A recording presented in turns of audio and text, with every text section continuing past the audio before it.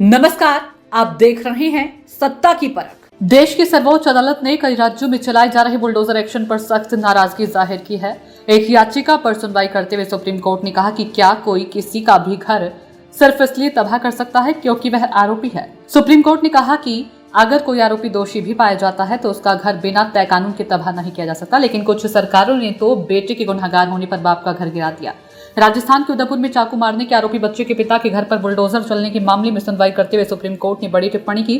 सुनवाई के दौरान यूपी सरकार की तरफ से पेश हुए तुषार मेहता ने कहा कि ज्यादातर मामलों में अवैध निर्माण के खिलाफ नोटिस पहले ही दिया गया था।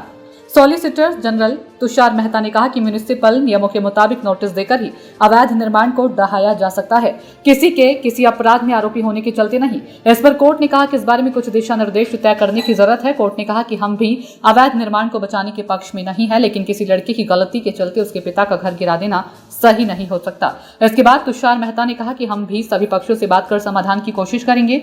सुनवाई के दौरान केंद्र सरकार की ओर से पेश सॉलिसिटर जनरल तुषार मेहता ने दलील दी कि हम तभी कार्रवाई करते हैं जब कानून का उल्लंघन होता है। इसके जवाब में पीठ ने कहा कि लेकिन शिकायतों को देखते हुए हमें लगता है कि उल्लंघन हुआ है। न्यायमूर्ति विश्वनाथन ने पूरे राज्य में अनाधिकृत इमारतों को ध्वस्त करने के लिए एक दिशा निर्देश की आवश्यकता पर भी गौर किया। न्यायमूर्ति BR गवई ने कहा कि सुझाव आने दीजिए, हम अखिल भारतीय स्तर पर दिशा निर्देश जारी करेंगे। मुस्लिम संगठन जमीयत उलेमाए हिंद की याचिका पर सुनवाई करते हुए जस्टिस BR गवई ने कहा कि सिर्फ इसलिए घर कैसे गिराया जा सकता है कि वह आरोपी है, अगर वह दोषी है तो भी घर नहीं गिराया जा सकता।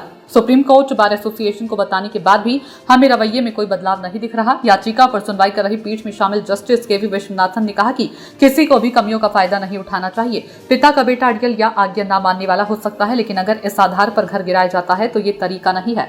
मामले की सुनवाई 17 सितंबर को तय की गई। दरअसल बुलडोजर एक्शन के खिलाफ सुप्रीम कोर्ट में याचिकाएं दायर की गई थी। इन याचिकाओं पर सुनवाई करते हुए सुप्रीम कोर्ट ने टिप्पणी किए जाने से कई राज्य सरकारें कटघरे में खड़ी हो गई है। यूपी में सबसे अधिक बुलडोजर से घर गिराए जाने के मामले सामने आए, जहां एक वर्ग देश के आरोपियों को पारिवारिक मकानों को आनन फानन में गिराने में सरकार ने कोई कोर कसर बाकी नहीं रखी। जस्टिस BR गवई ने कहा कि विभिन्न राज्य सरकारों के द्वारा किए जा रहे बुलडोजर एक्शन कानून गलत है। किसी अपराधी को सजा दिलाने का काम कानून का है। सुप्रीम कोर्ट ने कहा कि क्या कोई किसी का भी घर सिर्फ इसलिए तबाह कर सकता है कि वह आरोपी है। सुप्रीम कोर्ट ने कहा कि अगर कोई आरोपी दोषी भी पाया जाता है तो उसका घर बिना तय कानून के तबाह नहीं किया जा सकता। बुलडोजर एक्शन खिलाफ सुप्रीम कोर्ट की सख्ती के बाद क्या यूपी में योगी आदित्यनाथ के बुलडोजर एक्शन पर रोक लगेगी? यूपी के CM योगी आदित्यनाथ का बुलडोजर न्याय के कटघरे में खड़ा है। जमीयत उलेमाए हिंद ने बुलडोजर एक्शन में धर्म विशेष को निशाना बनाने के आरोपों के साथ ही अर्जी दाखिल की थी। उसी पर सुप्रीम कोर्ट सुनवाई करेगा और आरोपों में बीजेपी की राज्य सरकारें होंगी, फिर चाहे उत्तर प्रदेश हो, उत्तराखंड हो, मध्य प्रदेश हो, राजस्थान या फिर कोई और बीजेपी शासित राज्यों के द्वारा एक वर्ग विशेष के लोगों के घरों को तोड़े जाने में तेजी दिखाई जा रही है। इन सबके बीच सपा प्रमुख अखिलेश यादव ने मैनपुरी में एक शहीद के स्मारक की दीवार को बुलडोजर से ढहाने पर भी राज्य सरकार पर भेदभाव का आरोप लगाया। सियासी जानकारों को कहना है कि सुप्रीम कोर्ट की सख्ती के बाद क्या यूपी सहित अन्य राज्यों में बुलडोजर की कार्रवाई रुकेगी? सत्ता की परख के लिए अवधेश कुमार सिंह की रिपोर्ट।